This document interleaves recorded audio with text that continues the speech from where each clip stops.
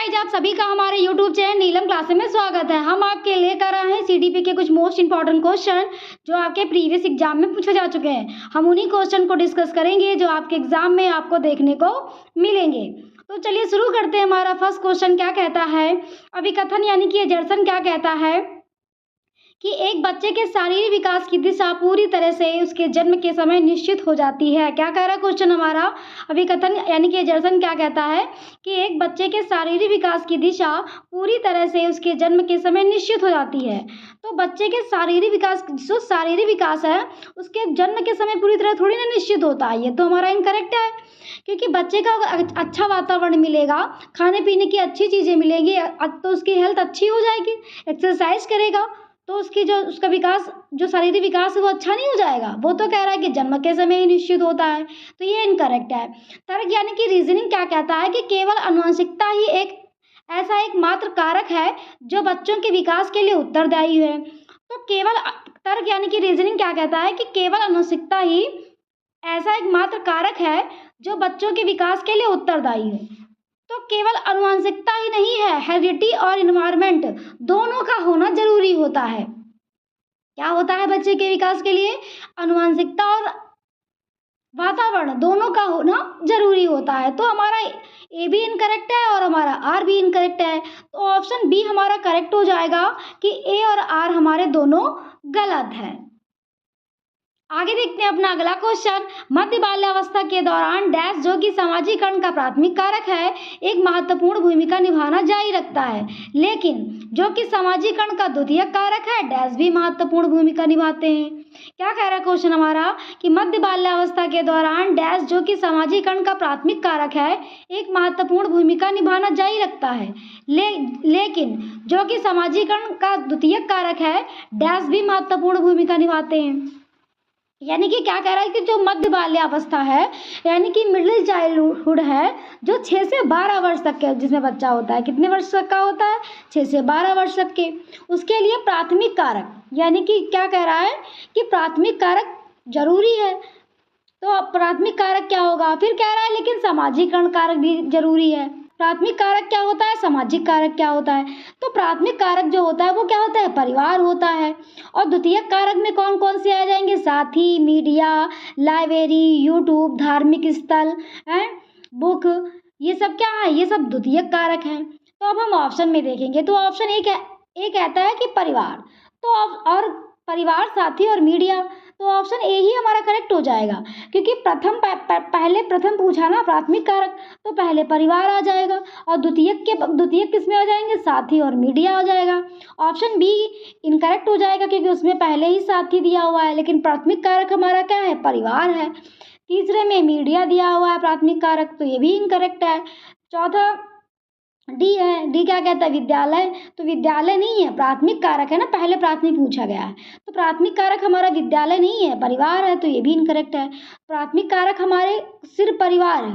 द्वितीयक कारक कौन से हैं, साथी है, विद्यालय है, यूट्यूब है, लाइब्रेरी है, धार्मिक स्थल है, बुक्स हैं, ये सब क्या है, मीडिया है, जहाँ से बच्चा इंटरेक्ट करके सीखता है, ये सब द्वितीयक कारक में आ जाएंगे। तो ऑप्शन ए जो है वो हमारा करेक्ट हो जाएगा। आगे देखते हैं अपना अगला क्वेश्चन, जीन पियाजे के अनुसार बच्चे किस स्तर पर अमूर्त तर्क करने की क्षमता विकसित कर लेते हैं। क्या कह रहा है क्वेश्चन हमारा कि जीन पियाजे के अनुसार बच्चे किस स्तर पर अमूर्त तर्क करने की क्षमता विकसित कर लेते हैं। किसकी बात हो रही है, जीन पियाजे की। जीन पियाजे ने कितनी अवस्थाएं बताई हैं, 4 अवस्थाएं। पहली कौन है, संवेदी पेशी अवस्था, 0 से 2 वर्ष की होती है, और दूसरी क्या है, पूर्ण संक्रियात्मक अवस्था, 2 से 7 वर्ष की होती, बच्चे से बच्चा होता है। मूर्ण संक्रियात्मक अवस्था 7 से 11 वर्ष, और अमूर्त संक्रियात्मक अवस्था 11 के ऊपर। और कह रहा है कि वह कौन सी अवस्था है जिसमें बच्चा अमूर्त तर्क करने की क्षमता उसके अंदर आ जाती है। जीन पियाजे का मानना था कि बच्चा क्या है, नन्हा वैज्ञानिक है, और बात किसकी हो रही थी कि जहाँ पर बच्चा अमूर्त तथ्यों को करना शुरू कर देता है, यानी कि अमूर्त तथ्यों पर चिंतन करना शुरू कर देता है, तो वो कौन सी अवस्था हो जाएगी, तो ऑप्शन नंबर डी हमारा करेक्ट हो जाएगा, अमूर्त संक्रियात्मक अवस्था। अमूर्त संक्रियात्मक अवस्था में बच्चा क्या करता है, अमूर्त तर्क करना शुरू कर देता है। ऑप्शन डी जो है वो हमारा करेक्ट हो जाएगा। आगे देखते हैं अपना अगला क्वेश्चन। जीन पियाजे के सिद्धांतों में दूसरों के अनुभव व सांस्कृतिक दृष्टिकोण को अपनी दृष्टि से देखने की प्रवृत्ति क्या कहलाती है। क्या कह रहा है क्वेश्चन हमारा कि जीन पियाजे के सिद्धांतों में दूसरों के अनुभव व सांस्कृतिक दृष्टिकोण को अपनी दृष्टि से देखने की प्रवृत्ति क्या कहलाती है। यानी कि दूसरे के जो अनुभव हैं उनको क्या करना है, उसको अपनी ही दृष्टि से देखना, सिर्फ अपनी ही बात को वो कहता है कि सही है। जिसमें बच्चा क्या सोचता है कि जो वो कर रहा है वही सही है, जो मैं करूँगा वही दूसरे भी करें, तो ये क्या कहलाएगा। ऑप्शन ए कहता है अनुकूलन। अनुकूलन यानी कि वातावरण के साथ समायोजन, तो समायोजन की तो बात नहीं हो रही। ऑप्शन बी क्या कहता है आत्मकेंद्रिता, तो आत्मकेंद्रिता हमारा करेक्ट हो जाएगा। ईगोसेंट्रिज्म की यहाँ पर बात हो रही है, किसकी हो रही है, ईगोसेंट्रेशन की यहाँ पर बात हो रही है। यानी कि जिसमें बच्चा क्या करता है, सिर्फ अपनी ही बात को वो कहता है कि सही है, दूसरे की बात से उसको कोई मतलब नहीं होता। सी भी देख लेते हैं जीववाद। जीववाद क्या होता है, जिसमें बच्चा क्या करता है, निजी और सजीव चीजों को समझ नहीं पाता, वो हमारा क्या होता है, जीववाद होता है। और संतुलीकरण क्या होता है, संतुलीकरण यानी कि एसिमिलेशन एंड एकोमोडेशन के बीच की प्रक्रिया होती है, जिसमें बच्चा बैलेंस बनाता है। तो ऑप्शन बी जो है वो हमारा करेक्ट हो जाएगा। आगे देखते हैं अपना अगला क्वेश्चन। कोह वर्ग के नैतिक विकास के अनुसार किस स्तर पर नैतिकता समझ सजा व इनाम व प्रतिकारियों की शक्ति पर आधारित होती है। क्या कह रहा है क्वेश्चन हमारा कि कोह वर्ग के नैतिक विकास के अनुसार किस स्तर पर नैतिकता समझ सजा इनाम व कार्यों की शक्ति पर आधारित होती है। यानी कि किसकी बात हो रही है, कोहल वर्ग की। कोहल वर्ग ने क्या बताया, किसका सिद्धांत दिया, नैतिक विकास का सिद्धांत, मॉरल डेवलपमेंट थ्योरी उन्होंने बताई। कितने लेवल बताए, 3 लेवल बताए। उसमें कितनी स्टेजेस बताई, 6 स्टेजेस बताई हैं। उसी में कह रहा है उन्होंने 3 लेवल बताए, कौन कौन से हैं। पहला क्या है, प्री कन्वेंशनल, दूसरा क्या है कन्वेंशनल, तीसरा क्या है पोस्ट कन्वेंशनल। 3 लेवल उन्होंने बताए।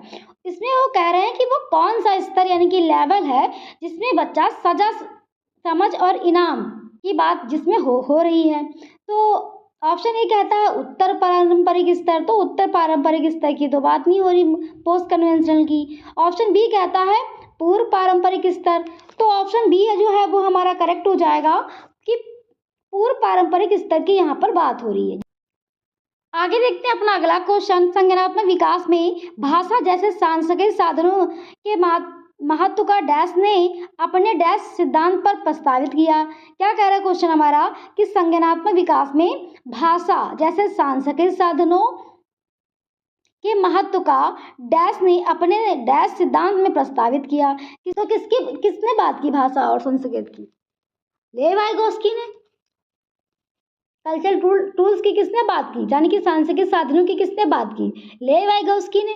तो ऑप्शन ए कहता है कि लेव वाइगोस्की और सामाजिक सांस्कृतिक, तो ऑप्शन ए ही हमारा करेक्ट हो जाएगा, क्योंकि लेव वाइगोस्की साधनों के महत्व को लेव वाइगोस्की ने अपने सिद्धांत अपने किसमें सामाजिक सांस्कृतिक सिद्धांत में प्रस्तावित किया है। ये करना है। वो क्या कहते हैं लेव वाइगोस्की, जिसमें बच्चा समाज से इंटरेक्ट करके सीखता है।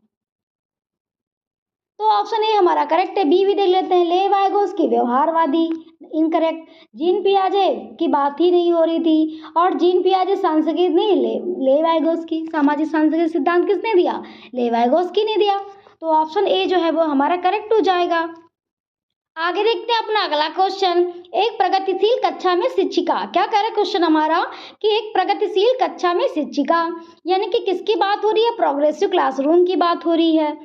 तो ऑप्शन ए कहता है कि बारंबार अभ्यास व स्मरण की प्रक्रिया का पालन करती है। तो प्रोग्रेसिव क्लासरूम बारंबार अभ्यास की पालन नहीं करती वो।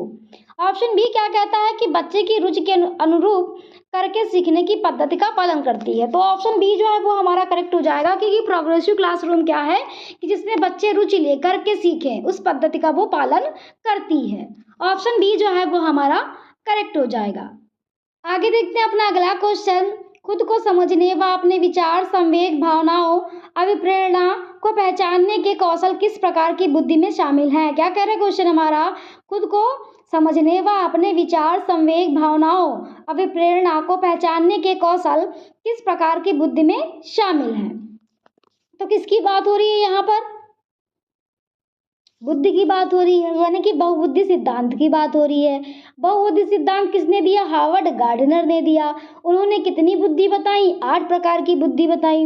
उसी में 8 प्रकार की बुद्धि में वो कह रहा है कि वो कौन सी बुद्धि है जिसमें व्यक्ति खुद को समझने, विचार और संवेग और भावनाओं के, अभिप्रेरणाओं के कौशल के किस प्रकार की बुद्धि शामिल है, जिसमें क्या कह रहा है कि खुद को समझने की बुद्धि को शामिल करना बता रहा है। तो पहला ऑप्शन क्या कहता है कि संगीतिक बुद्धि। तो संगीतिक बुद्धि क्या होती है? जिसको संगीत का बहुत अच्छा ज्ञान होता है, जिसके संगीत पर अच्छी क्या होती? कमांड होती है, जिसके सिंगर जिसे को कहते हैं। स्थानिक बुद्धि क्या होती है? स्थानिक बुद्धि क्या होती है? जिसे अमूर्त तत्वों के आधार पर क्या करते हैं? चिंतन करना शुरू करते हैं। जैसे क्या हो गए? हमारे मूर्तिकार हो गए, चित्रकार हो गए। सामाजिक बुद्धि तो उन्होंने बताई ही नहीं है। ऑप्शन डी क्या कहता है कि अंतःवैयक्तिक बुद्धि। तो ऑप्शन डी हमारा करेक्ट हो जाएगा, क्योंकि अंतःवैयक्तिक बुद्धि यानी कि इंट्रापर्सनल की बात हो रही है। एक होता है हमारा इंट्रापर्सनल, ठीक है, एक होता है हमारा इंट्रापर्सनल, इसमें खुद की मनोदशाओं के बारे में समझना होता है। और एक होता है हमारा इंटरपर्सनल। क्या होता है? इंटरपर्सनल। तो इंटरपर्सनल में क्या होता है कि इसमें दूसरों की मनोदशाओं के बारे में समझा, जैसे नेता होते हैं, शिक्षक होते हैं। तो अब यहाँ पे अपनी समझने की बात हो रही थी भावनाओं की, तो ऑप्शन डी हमारा करेक्ट हो जाएगा, अंतःवैयक्तिक यानी कि इंट्रापर्सनल। आगे देखते हैं अपना अगला क्वेश्चन। समस्या समाधान की प्रक्रिया को किस प्रकार सुगम बनाया जा सकता है? क्या कह रहा है क्वेश्चन हमारा कि समस्या समाधान की प्रक्रिया को किस प्रकार सुगम बनाया जा सकता है। प्रॉब्लम सॉल्विंग की बात हो रही है। किसकी बात हो रही है? प्रॉब्लम सॉल्विंग की बात हो रही है, यानी कि किसी समस्या समाधान की प्रक्रिया को किस प्रकार सुगम बनाया जाए, उसकी बात यहाँ पर हो रही है। तो पहले तो ये देखेंगे कि समस्या यानी कि जो, जैसे कि ऐसे मान लीजिए कि आप सीटेट का एग्ज़ाम देने जा रहे हैं, तो आप उसकी क्या कर रहे हैं कि मतलब जो आप प्रॉब्लम है उसको क्या सॉल्व करने के लिए क्या करेंगे? कोई किससे पढ़ेगा भाई? कोई यूट्यूब से पढ़ेगा, कोई मॉक टेस्ट लगाएगा, कोई एनसीईआरटी पढ़ेगा, कोई मैराथन क्लासेस देखेगा। तो ये क्या होंगे? समाधान होंगे उसके ना, पढ़ने के समाधान ही तो होंगे ये। तो यही यहाँ पर बात हो रही है। तो पहला ऑप्शन क्या कहता है? प्रतीकात्मक अधिकता को बढ़ावा देना। तो प्रत्यात्मक अधिकता को बढ़ाने की बात नहीं हो रही। ऑप्शन बी कहता है अभिकरण सोच को बढ़ावा देना। ऑप्शन सी कहता है कि सहज अनुभव को बढ़ावा देना। तो ऑप्शन सी हमारा करेक्ट हो जाएगा, क्योंकि सहज अनुभव को यहाँ पर बढ़ावा देने की बात हो रही है। आगे देखते हैं अपना अगला क्वेश्चन। निम्नलिखित में से कौन सा विकल्प दी गई दिव्यांगता और संबंधित विद्यार्थियों के समावेशन हेतु यथोचित संयोजक रणनीति का सही युग्म है? क्या कह रहा है क्वेश्चन हमारा कि निम्नलिखित में से कौन सा विकल्प दी गई दिव्यांगता और संबंधित विद्यार्थियों के समावेशन हेतु यथोचित संयोजक रणनीति का सही युग्म है। यानी कि दिव्यांगता और उससे संबंधित जो विद्यार्थी के समावेशन हेतु जो रणनीति है उसका सही युग्म क्या है, यहाँ पर आपको बताना है। ऑप्शन ए क्या कहता है? स्वालीनता, यानी कि ऑटिज्म की बात करता है। तो ऑटिज्म क्या होता है? ऑटिज्म वो होता है कि इसमें व्यक्ति अपने व्यवहार को बार बार दोहराता है, यानी कि रिपीटेड बिहेवियर की बात करता है स्वालीनता यानी कि ऑटिज्म। दिया क्या है इसमें कि जितना हो सके एक ही समय सारणी या दिनचर्या, जितना हो सके एक ही कार्य को बार बार दोहराने की बात करता है स्वालीनता। तो ये तो हमारा करेक्ट हो जाएगा। ऑप्शन बी देखते हैं कि ध्यान न्यूनता क्रियाशील विकार लंबी अवधि की फिल्में दिखाएं। तो पहले तो ये देखेंगे ध्यान न्यूनता अतिक्रमक विकार क्या होता है, यानी कि ADHD की बात कर रहा है। किसकी बात कर रहा है? ADHD की यहाँ पर बात कर रहा है। तो ADHD क्या होता है? यानी कि attention deficient hyper active disorder. क्या होता है? Attention deficient hyper active disorder की यहाँ पर बात हो रही है, जिसमें क्या होता है? अटेंशन की मात्रा कम होती है, ध्यान जो है कि क्या होती है? मात्रा कम होती है। तो ये भी हमारा इनकरेक्ट हो जाएगा। ऑप्शन सी क्या कहता है? पठन वैकल्प जटिल गणना के आधार पर। तो पठन वैकल्प की यानी कि डिसलेक्सिया की बात हो रही है, और ये गणित तो डिस्कैलकुलिया होता है, तो ये भी इनकरेक्ट है। ऑप्शन डी क्या कहता है? वाक बाधित मूल्यांकन के केवल मौखिक रूप को स्वीकार करना। तो ये भी हमारा इनकरेक्ट हो जाएगा। जो करेक्ट है वो हमारा कौन सा हो जाएगा? Option number A. आगे देखते हैं अपना अगला क्वेश्चन। अभिकथन यानी कि एजर्सन क्या कहता है कि छात्रों को अपनी सफलता और विफलता के लिए आंतरिक कारकों को जिम्मेदार ठहराने पर प्रतिबिंबित करने के लिए प्रोत्साहित करें, जिससे उन्हें खुद पर रचनात्मक रूप से काम करने में मदद मिलती है। अभिकथन यानी कि एजर्सन क्या कहता है कि छात्रों को अपनी सफलता और विफलता के लिए आंतरिक कारकों को जिम्मेदार ठहराने पर प्रतिबिंबित करने के लिए प्रोत्साहित करें, जिसमें उन्हें खुद पर रचनात्मक रूप से काम करने में मदद मिलती है। किसकी बात हो रही है? छात्रों के सफलता और विफलता यानी कि पास फेल की यहाँ पर बात हो रही है। वो क्या कह रहे हैं कि आंतरिक कारकों को जिम्मेदार ठहराने पर प्रोत्साहित करें, यानी कि जो है पास और फेल जो ये क्या होता है, ये इसमें हमारे क्या होते हैं? आंतरिक कारक जो होते हैं उन्हीं से तो हम प्रोत्साहित होते हैं ना, जो क्या करते हैं? खुद पर रचनात्मक रूप से काम करने में मदद करते हैं। जैसे कि हम क्या करते हैं, किसी पेपर में फेल हो गए तो क्या करते हैं? आंतरिक रूप से हमें क्या मिलती है? मदद मिलती है, तभी तो उस काम को हम कर पाते हैं ना। जैसे जॉब देने जाते हैं पेपर, तो क्या करते हैं हम जॉब के लिए भाई जाते हैं, तो जॉब उसमें क्या करती है? कभी हमको नहीं असफल हो जाते हैं, तो जो सफलता है ये क्या करती है? आंतरिक रूप से हमें प्रेरित करती है, फिर से हम कंटिन्यू पढ़ाई करते हैं, कहते हैं इस बार हमें मिल ही जाएगी। तो ये क्या होती हैं? जो विफलताएं सफलताएं होती हैं ये मदद करती हैं ना, तो ये हमारा करेक्ट है, आंतरिक रूप से मदद करती हैं। तर्क यानी कि रीजनिंग क्या कहता है कि सफलता और असफलता के आंतरिक गुण व्यक्ति को कड़ी मेहनत करके अपने प्रदर्शन को बेहतर बनाने में मदद करते हैं, तो ये भी हमारा करेक्ट हो जाएगा कि असफलता क्या है?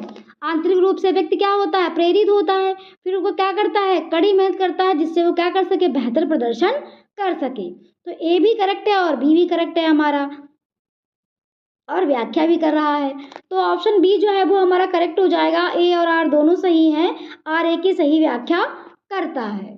आगे देखते हैं अपना अगला क्वेश्चन। निम्नलिखित में से कौन सा स्थूल गत्यात्मक कौशल का उदाहरण है? क्या कह रहा है क्वेश्चन हमारा कि निम्नलिखित में से कौन स्थूल गत्यात्मक कौशल का उदाहरण है? स्थूल गत्यात्मक कौशल क्या होते हैं? यानी कि जहाँ पर मसल्स का यूज ज़्यादा होता है। क्या होता है? कि जहाँ पर मसल्स का यूज ज़्यादा होता है, जैसे जिसको क्या बोलते हैं? Grass motor skill. क्या बोलते हैं? Grass motor skill. तो ऑप्शन ए कह रहा है कि चित्र बनाने के लिए पेन पकड़ना। तो चित्र बनाने के लिए पेन पकड़ना तो फाइन मोटर स्किल होता है ना, कि जहाँ पर मसल्स का कम यूज होता है। वो भाई हाथ से पकड़ लेंगे तो उसमें मसल्स का कम यूज हो रहा ना, तो क्या करेगा? ये फाइन मोटर स्किल है। ऑप्शन बी क्या कहता है? कागज को आड़ा टेढ़ा जिगजैग तरीके से काटना। तो ये भी हमारा फाइन मोटर स्किल है, सूक्ष्म है, गत्यात्मक कौशल है। और सी क्या कहता है? धागे में मोती पिरोना। तो ये भी हमारा फाइन मोटर स्किल है, यानी कि सूक्ष्म गत्यात्मक कौशल है। ऑप्शन डी क्या कहता है? खंबे की तरफ फुटबॉल को लात से ढकेलना। तो ऑप्शन डी हमारा करेक्ट हो जाएगा, क्योंकि यही हमारा क्या होता है? ग्रास मोटर स्किल होगा, क्योंकि क्या करेंगे? जिसमें बड़ी मसल्स का यूज होगा। ऑप्शन डी हमारा करेक्ट हो जाएगा।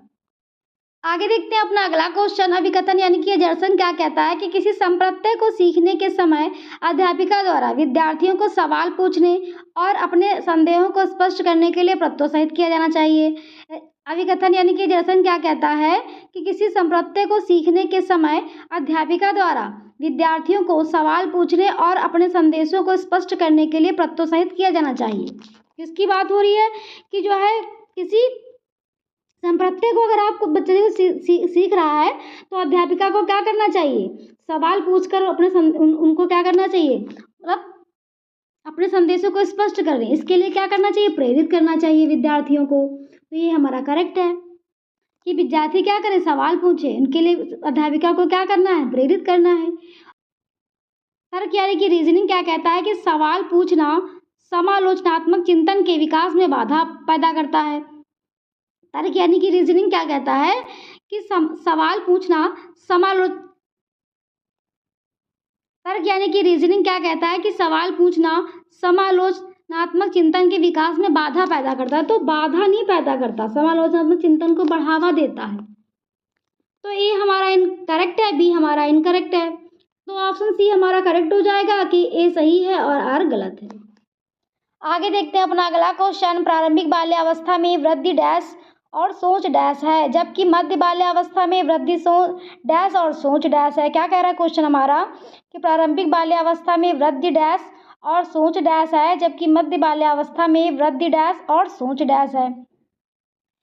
क्या आपको बताना है कि प्रारंभिक बाल्यावस्था में वृद्धि और सोच कैसी है और माध्यमिक बाल्यावस्था में वृद्धि और सोच कैसी है। तो प्रारंभिक बाल्यावस्था में क्या होती है, वृद्धि क्या होती है, स्थिर होती है। क्या होती है, स्थिर होती है। और जो है मध्य बाल्यावस्था में वृद्धि क्या होती है, धीमी हो जाती है। यही तो है। तो ऑप्शन ए कहता है कि धीमी, कुछ हद तक आत्मकेंद्रित, स्थिर है और तार्किक है। तो ये हमारा इनकरेक्ट हो जाएगा। ऑप्शन बी क्या कहता है कि स्थिर है, कुछ हद तक आत्मकेंद्रित है, फिर धीमी और फिर तार्किक है। तो ऑप्शन बी जो है वो हमारा क्या हो जाएगा, करेक्ट हो जाएगा। क्या हो जाएगा, करेक्ट हो जाएगा। क्योंकि क्या होता है कि जब बुद्धि सबसे ज्यादा किसमें वृद्धि होती है, शैशवावस्था में। फिर बच्चा जब क्या हो जाता है, मिडिल चाइल्डहुड में पहुंचता है, तो उसकी वृद्धि क्या हो जाती है, यानी कि धीमी हो जाती है। फिर उसके बाद क्या होता है, लेटर चाइल्डहुड में भी धीमी रहती है। फिर जब एडोसेंस में जाता है तो उसकी वृद्धि क्या हो जाती है, बढ़ जाती है, तेज हो जाती है। तो ऑप्शन बी जो है वो हमारा करेक्ट हो जाएगा, क्योंकि जो प्रारंभिक बाल्यावस्था है उसमें धीमी होती है ना, शैशवावस्था में तेज होती है, फिर प्रारंभिक बाल्यावस्था में स्थिर होती है, हो जाती है, फिर कुछ हद तक आत्मकेंद्रित भी होती है, और फिर जब मध्य बाल्यावस्था में पहुंचती है, यानी कि मिडिल चाइल्डहुड में जब पहुंचती है तो क्या हो जाती है, धीमी हो जाती है। यही तो है। और फिर लेटर चाइल्डहुड में धीमी रहती है, और फिर एडोसेंस में उसकी वृद्धि तेज हो जाती है। तो ऑप्शन बी जो है वो हमारा करेक्ट हो जाएगा। आगे देखते हैं अपना अगला क्वेश्चन। जीन पियाजे के अनुसार पूर्व संक्रियात्मक चिंतन की मुख्य विशेषताओं में से एक डैश है जो कि स्थिति की एक पहलू पर ध्यान केंद्रित करने और दूसरों की उपेक्षा करने की प्रवृत्ति को संदर्भित करता है। किसकी बात हो रही है, जीन पियाजे की। कौन सी अवस्था, पूर्व संक्रियात्मक अवस्था, जो 2 से 7 वर्ष की अवस्था में बच्चा होता है। और क्या कह रहा है कि जो स्थिति के एक पहलू पर ध्यान केंद्रित करने और दूसरे की उपेक्षा करने की प्रवृत्ति को संदर्भित करता है, यानी कि उसका केवल ध्यान एक ही चीज़ पर होता है, दूसरे पे नहीं होता। ऑप्शन ए कहता है कि कारण परिणाम का विश्लेषण, यानी कि कार्य कारण संबंध। ऑप्शन बी कहता है विकेंद्रीयन। ऑप्शन सी कहता है केंद्रीयन। ऑप्शन सी जो है वो हमारा करेक्ट हो जाएगा, क्योंकि क्या कह रहा है कि वो एक ही चीज़ पर उसका फोकस है, दूसरे पर उसका ध्यान नहीं जाता। कि जहाँ पर हम वस्तु के केवल एक ही विशेषता पर ध्यान केंद्रित करते हैं तो वो क्या कहलाएगा, हमारा केंद्रीयन, यानी कि सेंट्रेशन कहलाएगा। और जहाँ पर विकेंद्रीयन क्या होता है, जहाँ पर क्या करते हैं कि हम अनेक पहलुओं पर ध्यान केंद्रित करते हैं, वो क्या होता है, हमारा विकेंद्रीकरण होता है। यानी कि क्या करता है कि बच्चा, एक जैसे लंबा ग्लास है, एक चौड़ा ग्लास है, एक लंबा ग्लास है, तो बच्चा क्या कहता है कि इस लंबे ग्लास, ये चौड़ा ग्लास है, ये लंबा ग्लास है, तो क्या कहता है कि लंबे ग्लास में क्या है, पानी ज़्यादा है, और इस जो चौड़ा ग्लास है इसमें पानी कम है। तो ये क्या करता है कि एक ही चीज़ पर उसका फोकस होता है, दूसरे पे नहीं होता है। जैसे केंद्रीय, जैसे कि क्या होता है कि पेन से सिर्फ लिखना, ये क्या है, हमारा सेंट्रेशन है। और डिसेंट्रेशन क्या होता है, जैसे कि जब वस्तु की क्या होती है, विशेषता, मतलब अनेक विशेषताओं पर ध्यान केंद्रित किया जाता है। जैसे क्या होता है, पेन से क्या कर सकते हैं, उंगलियों में फंसाकर हम बच्चे को पनिश कर सकते हैं, ठीक है। और लड़कियां क्या करती हैं, बालों में लगाकर जूड़ा बना लेती हैं। तो ये क्या होता है, उसके अनेक यूज कर सकते हैं। और सेंट्रेशन में क्या होता है, जैसे कि एक ही पहलू पर ध्यान केंद्रित होता है ना, तो वो क्या करते हैं, उसमें सिर्फ क्या करते हैं, वो सोचते हैं कि पेन से लिखना है, ऐसे समझिए आप। तो ये थे हमारे सीडीपी के कुछ मोस्ट इंपॉर्टेंट क्वेश्चन जो आपके प्रीवियस एग्जाम में पूछे जा चुके हैं। हमने उन्हीं क्वेश्चन को डिस्कस किया जो आपके एग्जाम में आपको देखने को मिलेंगे। अगर आपको हमारा चैनल पसंद आया हो तो प्लीज़ लाइक सब्सक्राइब करना मत भूलिएगा। Thank you.